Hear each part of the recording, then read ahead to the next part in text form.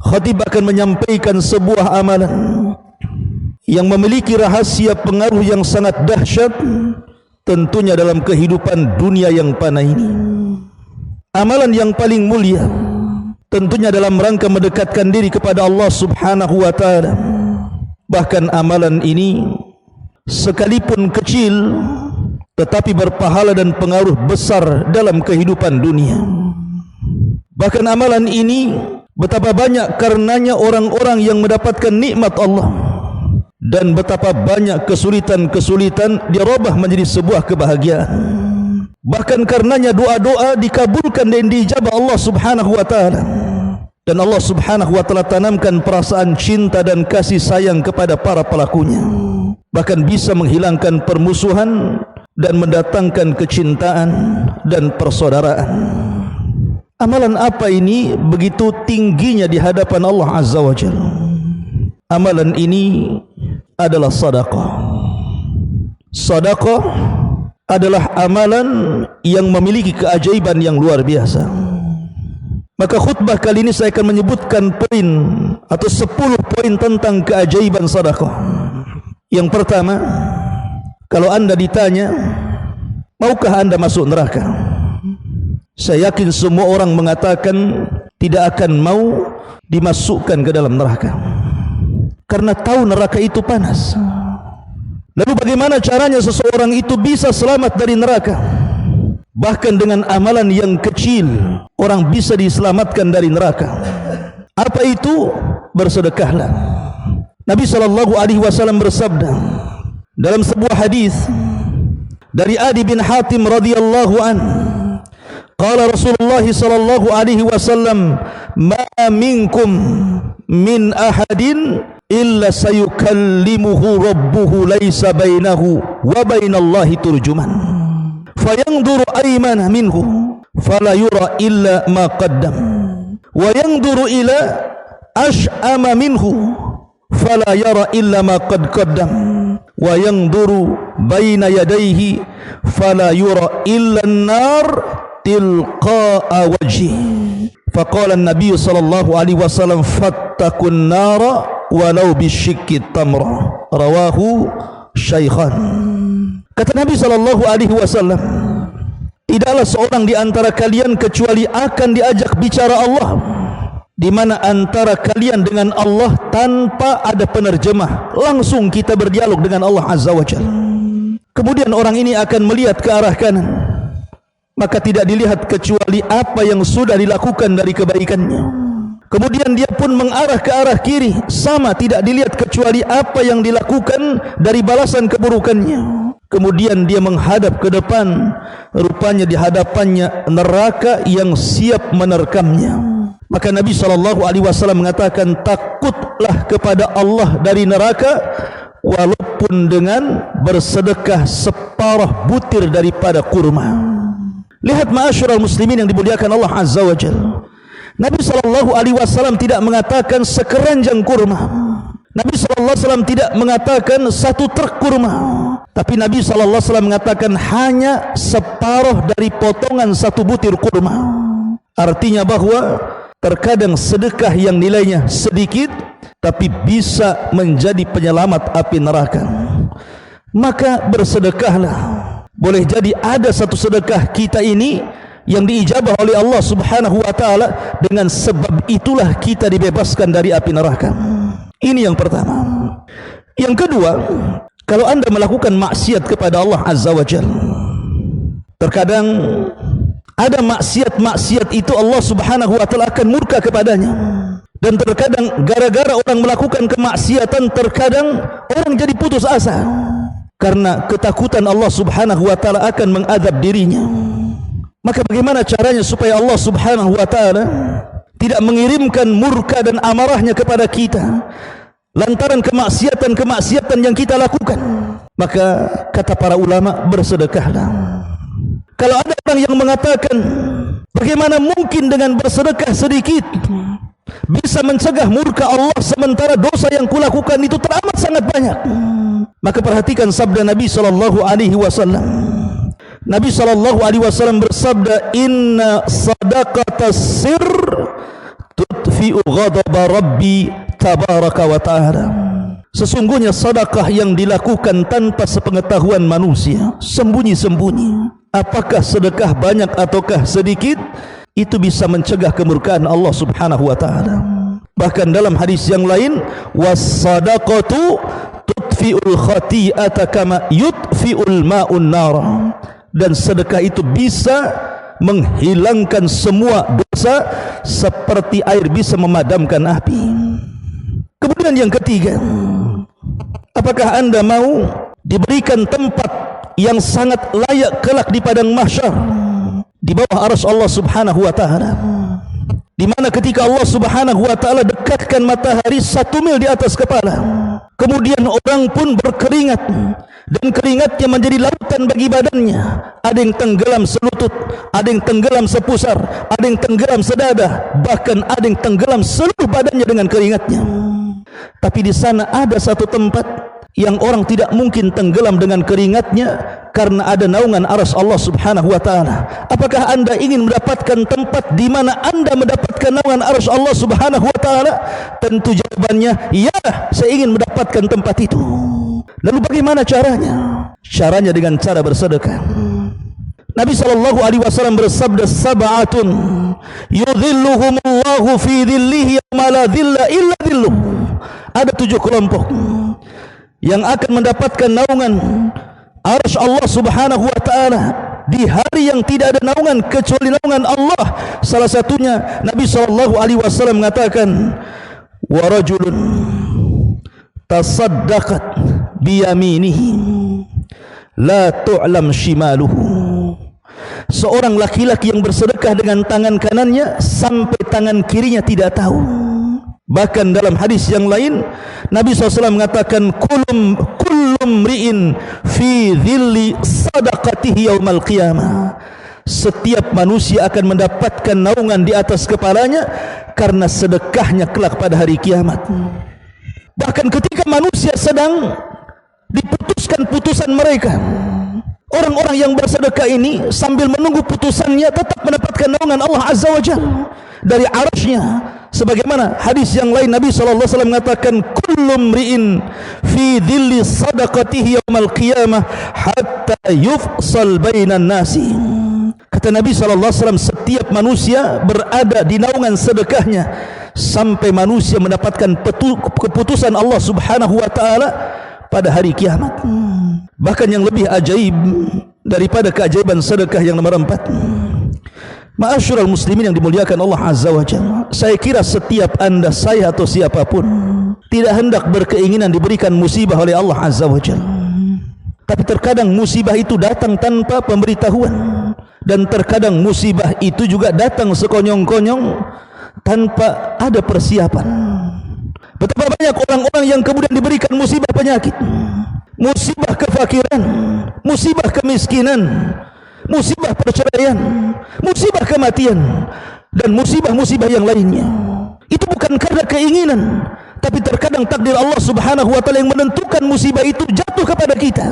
Dan kalau seandainya seseorang harus berangan-angan, tentu orang itu tidak mau diberikan musibah oleh Allah Subhanahu wa taala.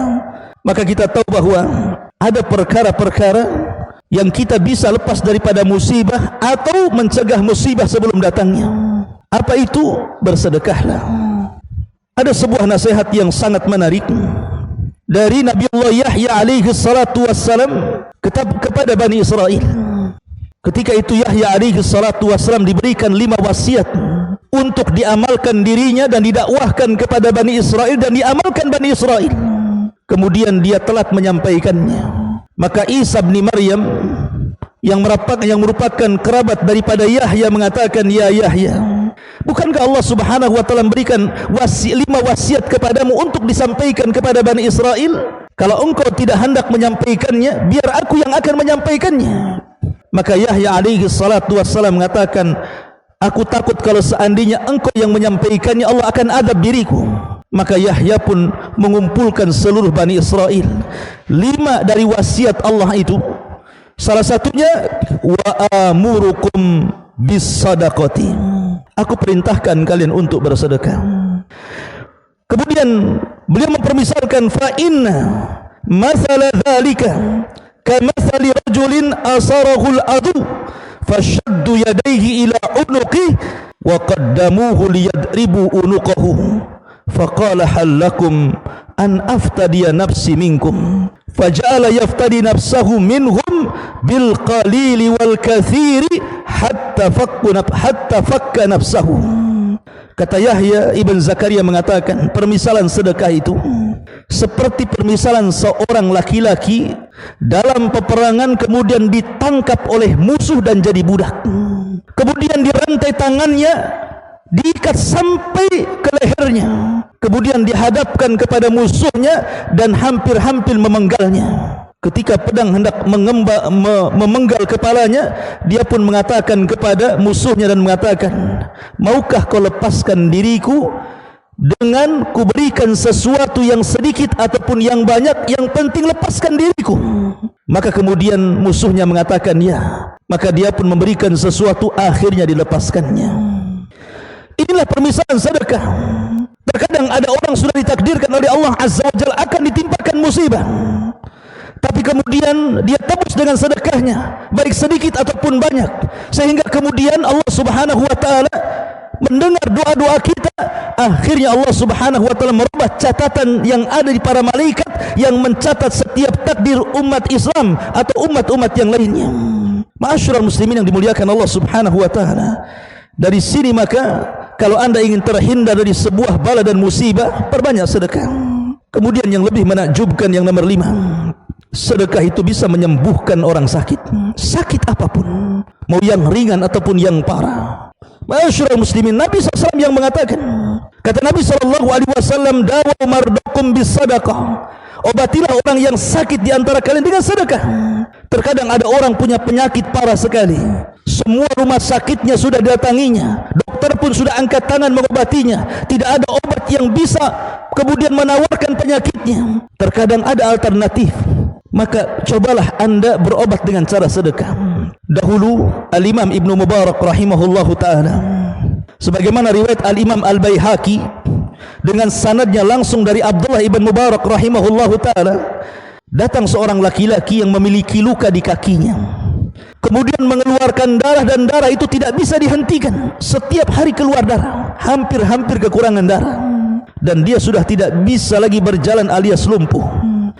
Dia datang kepada Abdullah ibn Mubarak rahimahullahu ta'ala dan mengatakan, ya Aba Abdurrahman, qurhatun kharajat fi ruqbati mundu sab'a sinin wa qad alajtu bi anwa'il ilaj wa sa'altul atibba falan antafi'u bihi.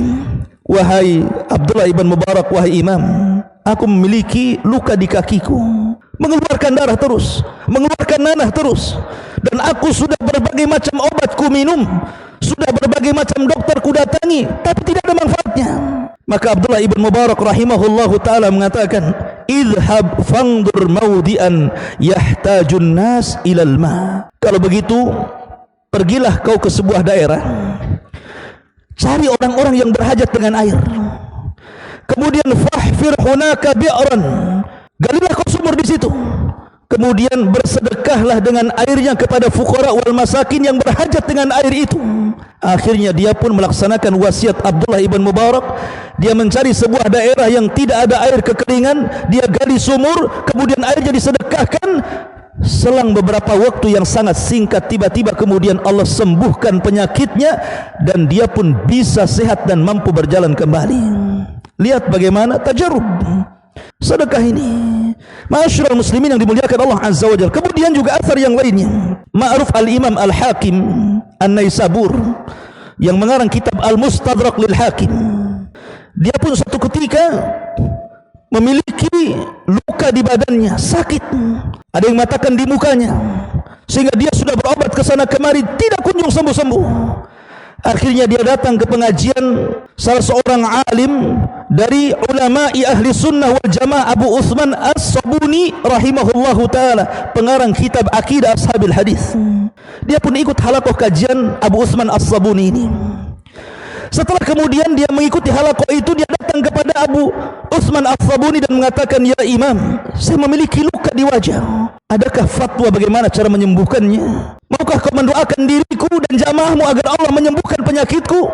Akhirnya Imam As-Sabuni rahimahullahu ta'ala meminta jamaahnya untuk mendoakan Imam Hakim Naisabur agar sembuh dari penyakitnya.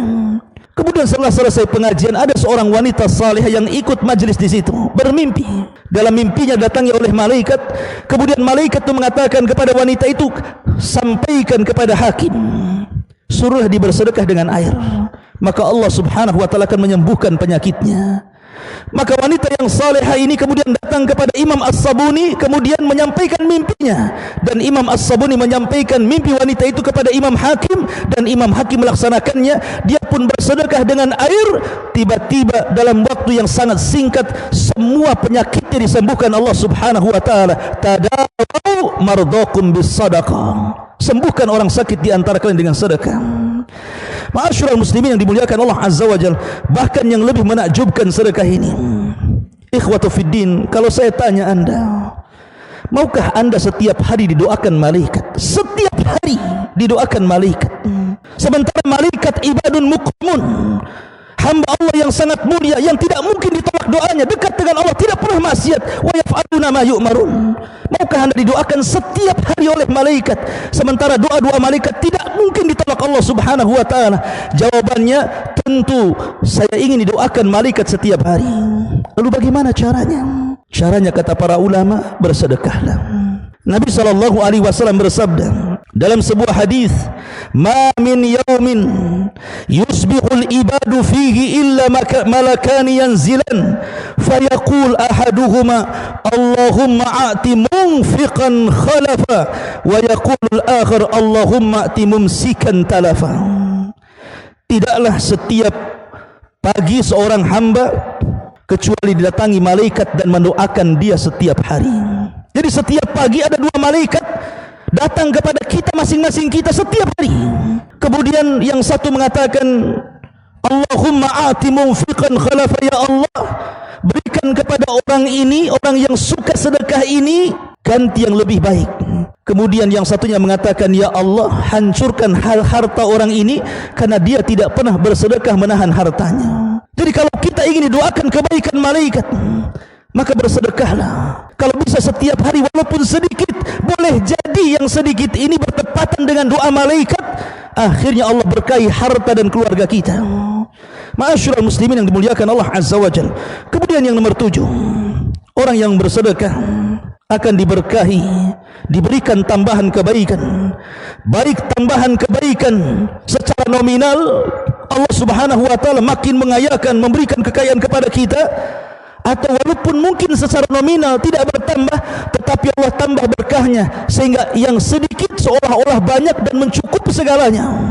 Nabi SAW pernah mengatakan, "Thalathatun uqsimu alaihinna wa uhaddithukum hadithan fahfadhuh." Kata Rasul, 3 perkara aku bersumpah kepada 3 perkara itu. Sebenarnya bagi Rasul tidak perlu bersumpah, tapi Nabi SAW ingin menguatkan perkara ini, perkara ini perkara yang sangat urgent, perkara yang sangat penting untuk disampaikan. Maka ku ceritakan kepada kalian, hafalah 3 perkara ini, kata Rasul.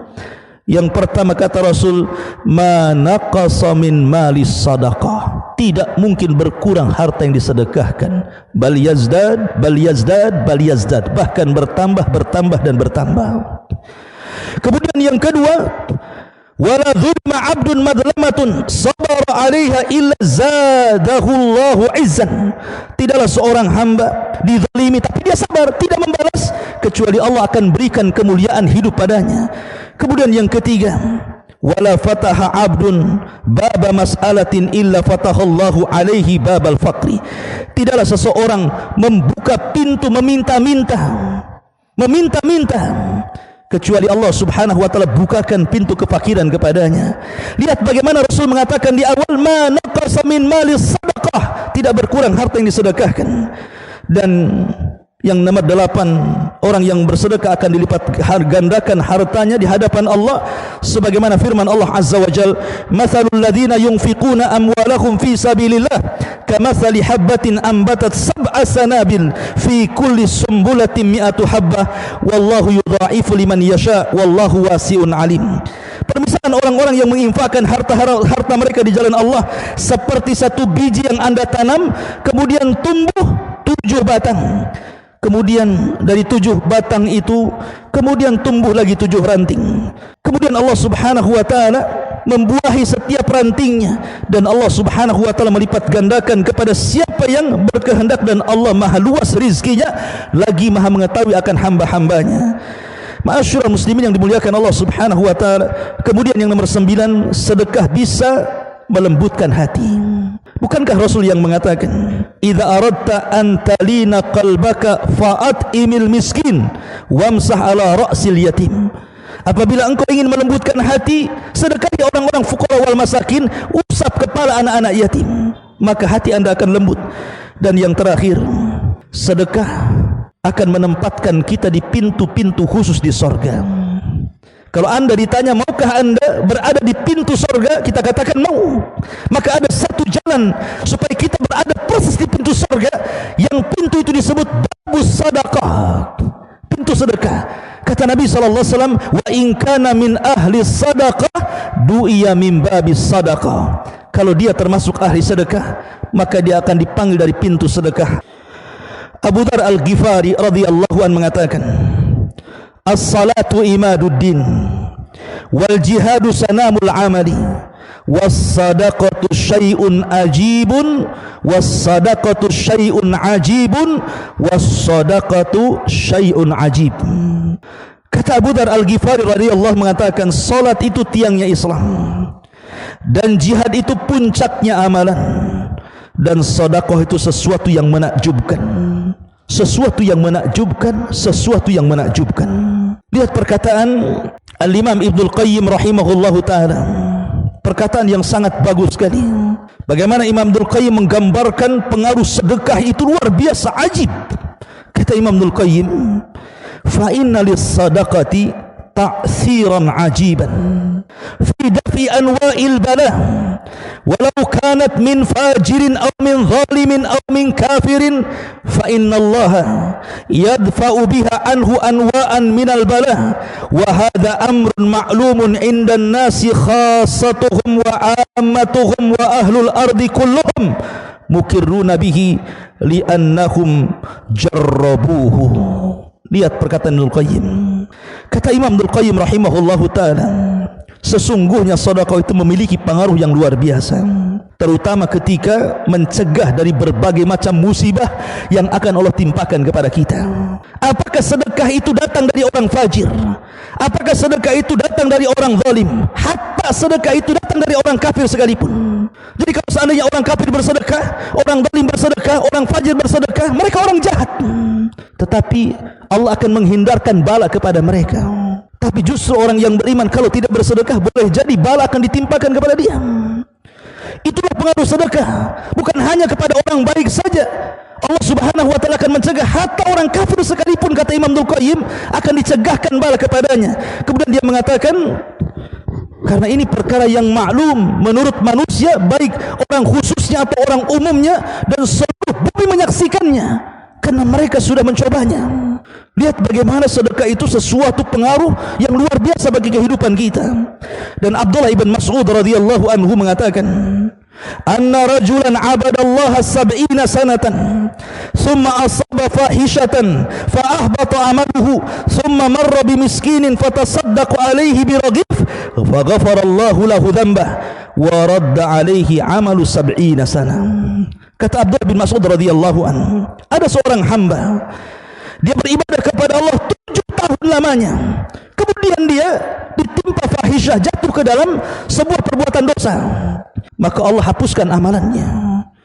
Kemudian dia lewat di sebuah tempat, rupanya ada orang miskin. Kemudian dia keluarkan roti hatinya pada roti itu untuk perbekalan dirinya, tapi dia ingin bersedekah karena kasihan dengan orang miskin itu, dikasihkan rotinya, maka Allah Subhanahu wa taala kembalikan pahala yang sudah dihilangkan selama 7 tahun kepada hamba ini. Gara-gara sedekah Allah kembalikan pahalanya. Kemudian juga Abdullah bin Abbas radhiyallahu anhu mengatakan, wa qad suila ay as-sadaqatu afdal. Kata Abdullah bin Abbas, beliau pernah ditanya, sedekah apa yang paling utama? Maka Abdullah bin Abbas mengatakan, al-ma, air. Alam taro ila ahli nar, tidakkah kau lihat angan-angan penduduk neraka? Apa yang dikehendaki penduduk neraka? Bukankah Allah yang mengatakan, wa nada ashabun nar ashabal jannah an afidu alaina minal ma' aw mimma razaqakumullah. Ketika penduduk neraka berteriak kepada penduduk sorga, mintalah setetes air bersih kalian, atau rizki yang Allah rizkikan kepada kalian. Tapi penduduk sorga mengatakan, innallaha harramahuma 'alal kafirin, maaf, Allah haramkan kepada orang kafir.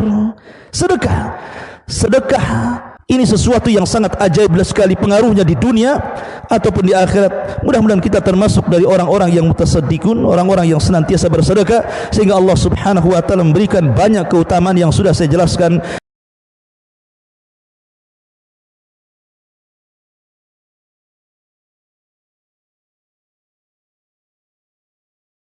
Subhanallah walhamdulillah wala ilaha illallah wallahu akbar. Subhanallah.